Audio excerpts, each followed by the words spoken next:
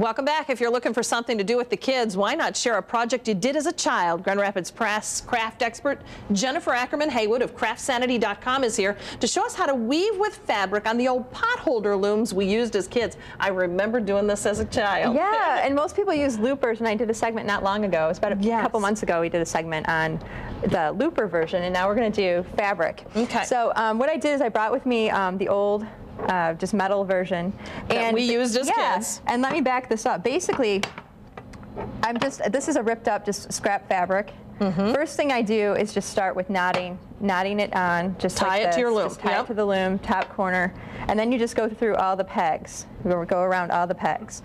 And you have shredded an old piece of fabric. Yeah, this was just a piece of scrap fabric and a 1-inch strip, and you can cut it and then just tear. And it goes, you know, you can make it go And really then do you fast. zigzag up and down the fabric so you have no knots in it, or can you tie knots? You can do that, but I just kind of, just go with the flow here and just rip it, and you can tie knots. So you zigzag back and forth, guys. And basically what happened is I started to get into weaving with fabric, and as you can see, these pegs, there's not a whole lot of room on there. Yes. So I had been wanting for a long time to make my own looms. In fact, my husband has reminded me that I've been subtly asking anybody who does any woodworking at all, so do you think you might make some looms? People usually say no. And here you found someone. I found someone, a guy named Dan Boy, who actually said yes. And so since my last segment, I got back into potholder weaving, and then decided to create a whole line of these wooden looms. So what I'm going to do, though, is kind of move on to show people.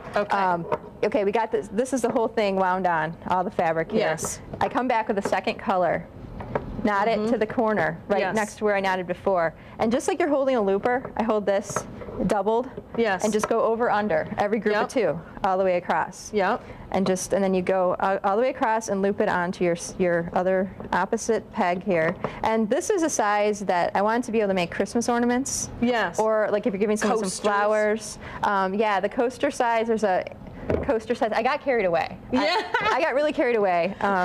So you keep going back and forth to fill this up. You end up with this. That's pretty. And then to finish it, you take your crochet hook and just pull one loop off. So it's the same principle as weaving with the loopers, only you're doing it with continuous strands of fabric. And I'm going to be out at the Artisans Market on Sunday from 11 to 3, and that's over Fulton Street in Fuller, same place as the Farmers Market.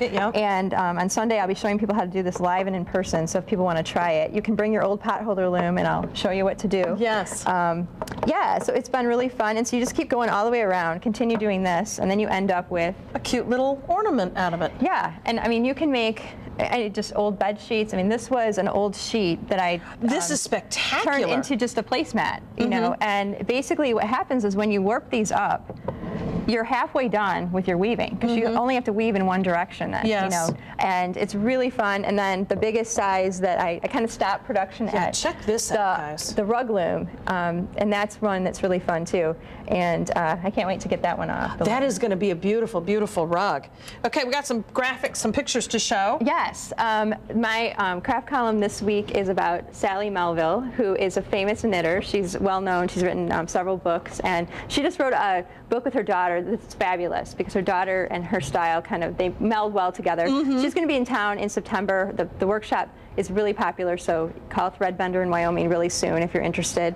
And it was a pleasure to get to talk to her, and she shares her thoughts about teaching children to weave, weaving through not weaving, knitting. I'm stuck on. You got your brain in a weaving place. Knitting. She shares her thoughts on teaching kids to knit, and also knitting through tough times, and shares a lot of great advice. So check that out on Sunday in the Home and Garden section of the press. Grand Rapids Press. All right, you can find more information on Jennifer's crafts on our website, where we've put a link to CraftSanity.com. And can they get these looms? Yes, everyone's going to ask those us. now. Yeah. At the farmers market. Yeah, and I quit my day job, so now this is what I'm doing. She's a loom lady. I love it. Thanks.